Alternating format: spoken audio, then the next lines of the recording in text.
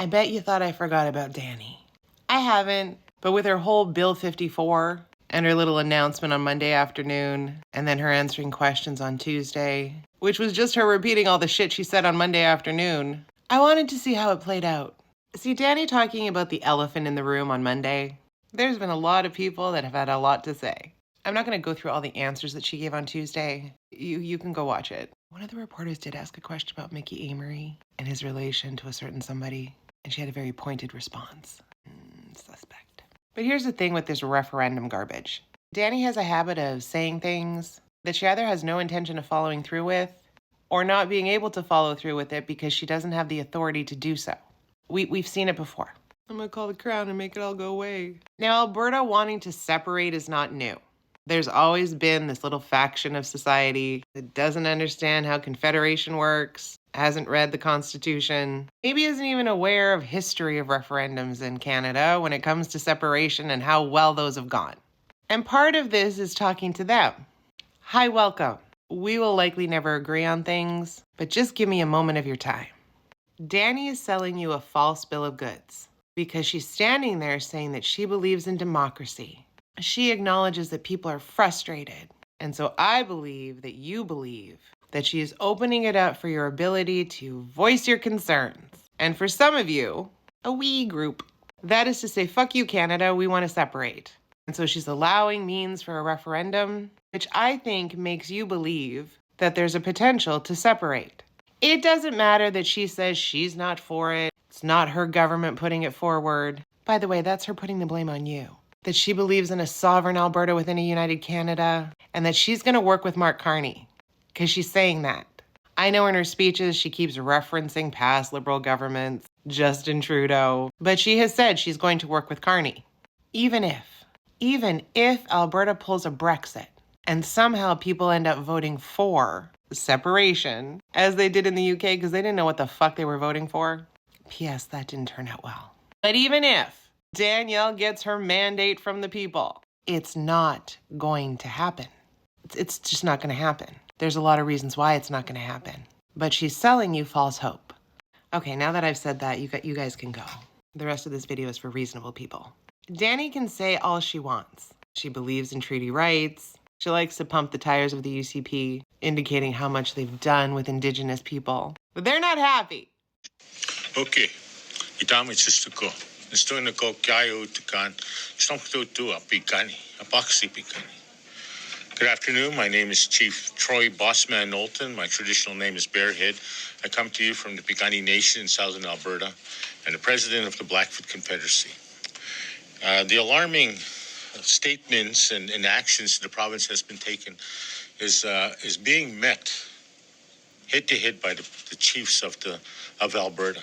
We've come together to issue a statement and to strategize on how we're going to get the message out to the Premier and to all of Alberta that this is treaty country.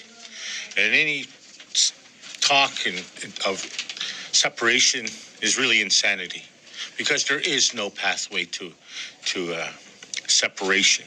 You can have all the referendums you want, but there is no way. And for the province to not engage with First Nations, if they're going to make statements like that, really shows the respect that they have for the original inhabitants of this land. So I joined together with my brothers and sisters, the chiefs, Treaty 6, 7, and 8, as well as support from First Nations across Canada who know what we're going through. They know that the battles that we're embarking on. And what has happened today is separation. The rhetoric and insanity of separation here in Alberta has united First Nations on this land, but all across Canada from coast to coast to coast. So I want to thank you, Danielle Smith, 454. Why? Because today we stand united. We're not going anywhere. And if you feel that you have problems with First Nations, you could leave. I hate to generalize, but I'm gonna. Because I think a lot of the grassroots people that are pushing this separatist idea don't necessarily care about treaty rights. And see, therein lies the problem. Danny's up here saying we're going to allow democracy. She's taking away any accountability from her or her government. She's telling everybody I'm not going to prejudge what potentially could come up as a referendum. You know bloody well what's going to come up as a referendum. You said it. It's the elephant in the room. I'll give you an example. Like, shouldn't you be honest with Albertans who are expressing this sentiment, which is, I understand, not coming from a place that isn't unfounded completely. That sentiment is not something to be dismissed, but shouldn't you be honest with them about what it would mean if they were to vote yes, and now that you've opened the door to following their instruction, what that would mean for their social services, for their healthcare, for a whole host of things? I think you're getting ahead of yourself, Vashi. There is no question. There is no petition campaign.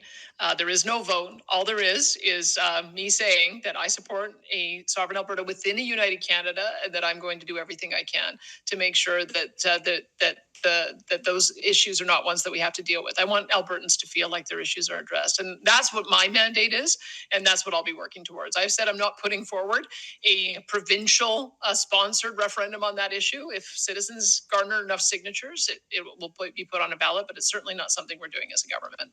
Like, don't you think that's shady? Like, people who want to separate, don't you think that's shady? Who is she lying to? Is she lying to the people who have no interest in Alberta separating? Or is she lying to you? She's lying to somebody. She's talking out of both sides of her face. And depending on what side you're listening to, she's saying different things. The bottom line is that a lot of people who are believing what Danny's saying, that it's giving them hope, that Alberta can just, I don't know, put up walls. A lot of these people don't even understand how government works. They still think that we voted for Justin. You don't vote for the Prime Minister. But what you also don't understand is that in the rhetoric of Danny saying that Alberta gives so much to everybody else, Alberta also takes a lot. And Vashi was right. You can tell them that they can put forward signatures. If enough signatures are garnered, we'll have a referendum. But you need to tell people what the potential means. If Alberta was to decide to separate, and let's pretend that nothing else existed as a barrier for us to do so, Alberta could not support itself all alone. And if you think for 1 second all those other provinces are going to want to do trade with us, fuck that. Danny's a sovereign Alberta within a united Canada has always been one step to separation, whether she wants to believe it or not, because that's what her base wants, the wild fucking West. But just like everything, there are consequences. There's a responsibility to democracy. And I know that group doesn't really understand that freedom does not mean freedom from consequence. What does it matter? We cannot separate. But just like what happened in the UK, where they allowed this to move forward, nobody ever thinking that it was actually going to get the votes to do it, people not fully understanding what the fuck they were voting for, and then bloop, which has done a complete disservice to the UK. It hasn't gone well. I think what a lot of people need to realize is that it's not just about Alberta wants to be free and we're going to vote to separate from Canada. What happens after that? What happens after that? You don't know, because I don't think you care to know. And that is dangerous. What's going to end up happening is that, like any false promise, making somebody believe that they're going to get something and then in turn they don't actually get that, this is only going to continue the divisiveness that exists in the West. Because if people either don't get their referendum that they want, or the outcome isn't what they want, or God forbid the outcome is what they want, but we can't actually do anything, it's just cause for more distrust. And I know exactly what's going to happen.